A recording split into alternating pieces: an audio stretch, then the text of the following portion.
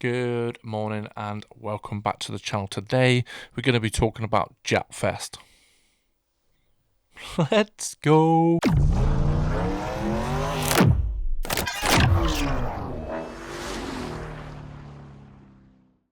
So as I said in the intro, we're going to be talking about Japfest, but before we do, I have two vehicles that are very prominent to today's video of Japfest.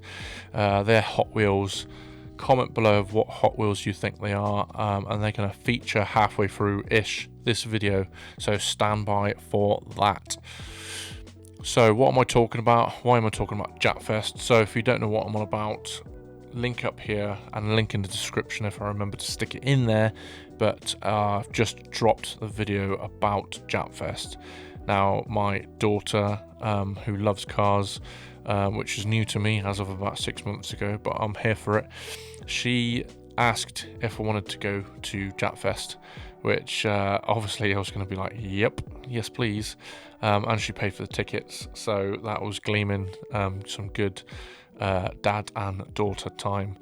I've not been to Japfest for about 10-15 years easily, and it has a similar vibe, to be fair. I've never been to the one that's in Silverstone either, but it has a similar vibe to what I've been to before, but just on a way larger scale.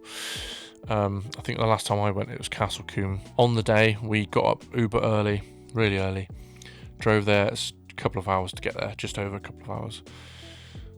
Saw a few nice cars. You know, you're getting closer to these places. Comment below if you know what I'm on about. You get closer to these places, these car places, and you can see specific cars. Like if you go into Ultimate Dubs, you start to see more VWs that are done up, or Beetles, or Audis, whatever.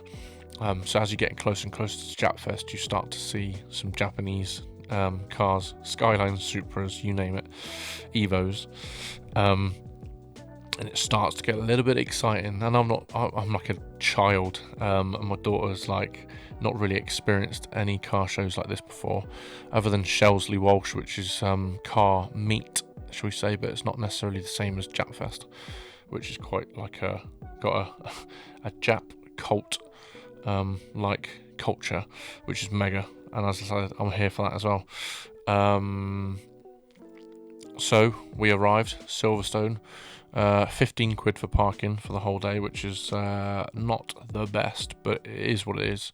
We did get told that it wasn't not going to have any parking, so we were panicking about that, but tons of parking. We made sure we got there as early as we could anyway, so that was good. So as we arrived, we were on the back end of the track, like far away from where I wanted to be. I wanted to make sure that I saw the unveiling of Liberty Walk cars. We didn't make it in time, and I actually still haven't looked yet online of what cars they unveiled, but it would have been cool to have a gander at that, but it's fine. Haven't lost sleep over it. It's all good.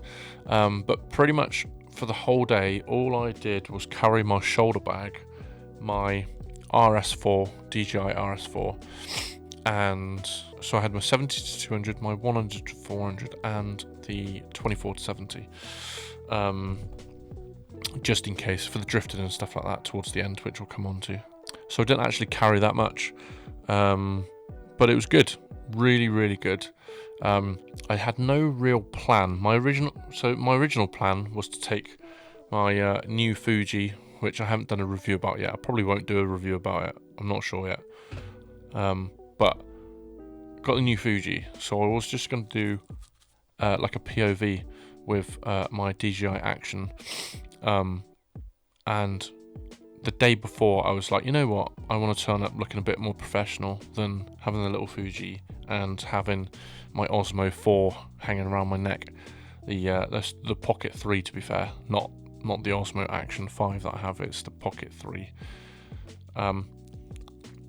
I could really do with getting some Meta glasses. If you have any Meta glasses, let me know, because that would have been ideal for POV stuff. But anyway, that's neither here nor there. So that's all the kit that I had, and I basically just got little clips here and there. I had no real plan of what to do, what edit I was going to do. and I just basically got clips of certain cars that either really appealed to me, or if they were like one of ones.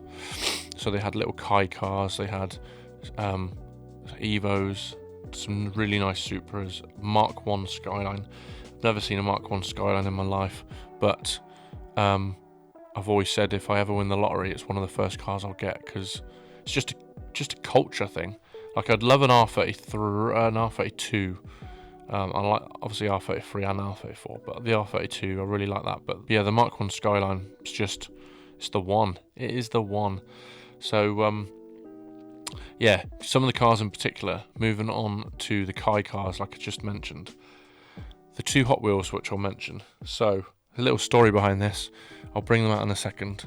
But my boys used to have this Honda City. Honda City Hot Wheels as a white one, and it's just such a cool little quirky car. And me and a friend of mine were talking about it a while back, and I don't even know where their Honda City Hot Wheels went, but it got smashed up, I expect, or binned or whatever, but they don't have it anymore. And then a few months ago, probably about 6 months ago now, I saw the bike that comes with the Honda City in Aldi, where I've been getting some of my Hot Wheels stuff, and I knew exactly what this bike was, and I don't think the average customer hasn't got a clue about what this bike is and the significance of it, how cool and quirky it is. So I snapped it up and bought the bike, and I was explaining to some people at work about getting this particular bike, and wish that one day I'll be able to find, without going on eBay, but one day I'll be able to find one of these Honda City cars. And lo and behold, just before we went to Japfest, literally must have been a week before we went to Japfest, I saw this Honda City and I thought, the set is complete. Then didn't even really think of it, wasn't even on my wavelength, my conscience, that we might see one in person. And lo and behold, there's a white bike, the MotoCompo, whatever I think it's called, MotoCompo, and a black car. Now let's introduce the two Hot Wheels, what I was on about right at the start. Let's bring them over here. Look, we have, still in the box, obviously it's probably not going to show up, is it? So there we go, the Honda City, absolutely mega. And then alongside it we have the, there we go, see if we can do that. So yeah, we have the MotoCompo and the Honda City Turbo, almost exactly the same. Obviously I'll put the clips over the top, let's leave that there. I'll put the clips over the top of me seeing it, but yeah, blown away by it. Anyway, long story short, we went off to another part to go over to the drifting. We missed the first drifting because we were on the wrong side of the track.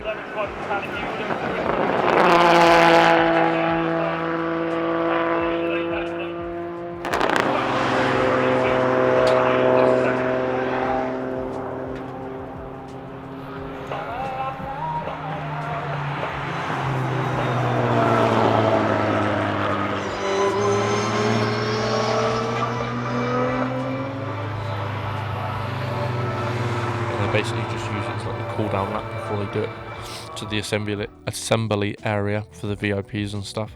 So they were doing no drifting near me, which confused the hell out of me, because the drifting the corner we were on, turn 1 of Silverstone, I thought it'd be ideal corner, but they didn't do any drifting, which it confused the hell out of me. So anyway, that was right at the start of the day. Then when we went back it was the third third showing of 4, if that makes sense. There's 4 sessions, that's the word. 4 sessions for the day. We went on the third one and we got the tail end of it, but somehow the R5 Mark II did some really good autofocusing, but the smoke and the wind was just a nightmare. So that finished, got a few clips, and then I was like, right, we've got 2.5 hours before the next one. We'll get onto the other side of the track easily, and we'll be able to see some of the cars that we didn't see right at the start because we were rushing to get to Liberty Walk unveiling. So anyway, we thought, yeah, 2.5 hours, easy.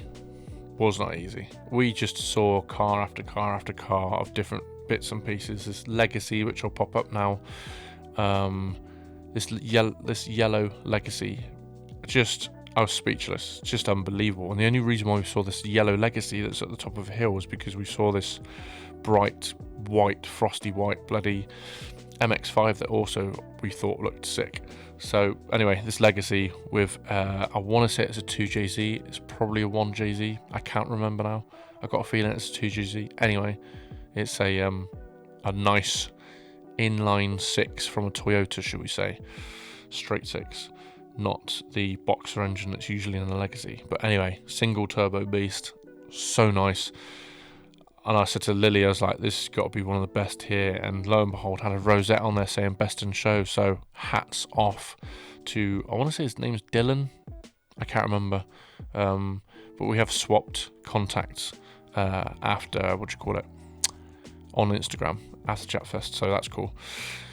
And then, as we were walking back round, saw loads of other nice cars, loads of GTRs, and we were just heading our way back, still miles away from the drifting, and noticed an S1 R34 Skyline, which is next level. If you don't know what this is, the engine is specifically tuned by Nismo.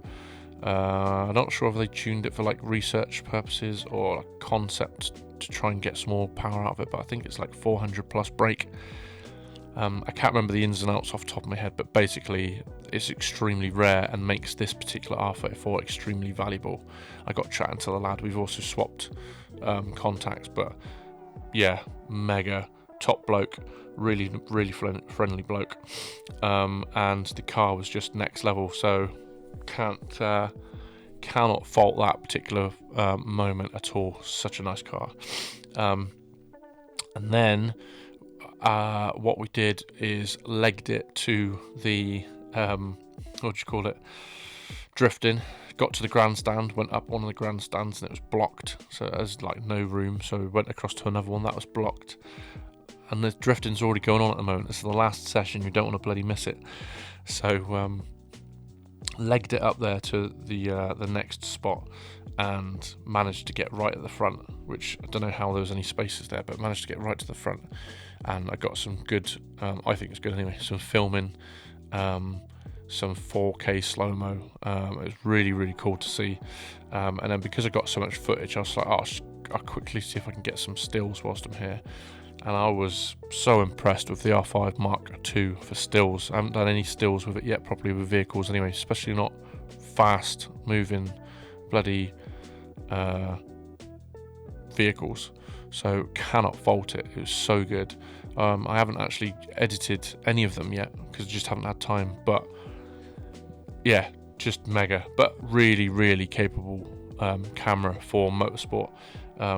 Really opened my eyes compared. The R5 Mark 1 was alright, but the Mark 2, wow, yeah, really good for vehicles, which is mega because I've just started to use it for the Brit car stuff.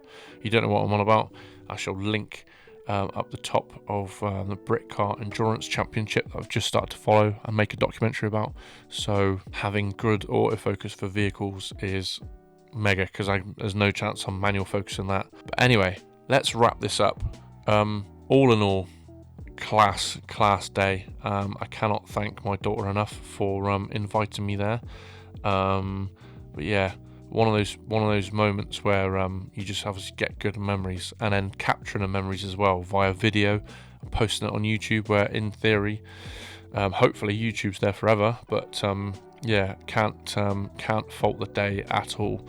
But editing the particular video in question that I've just posted really blasted my brain for the rest of the week, because it wasn't that long ago I basically did full I filmed on the all day Saturday, left really late, also went to bed really late Sunday night, woke up like 4:30 in the morning to drive to work, worked all day till 5, and then edited till 10 o'clock at night on Monday, and then did that on Tuesday as well, because I knew I was going to be busy Wednesday, Thursday, Friday, Saturday, and today's Sunday.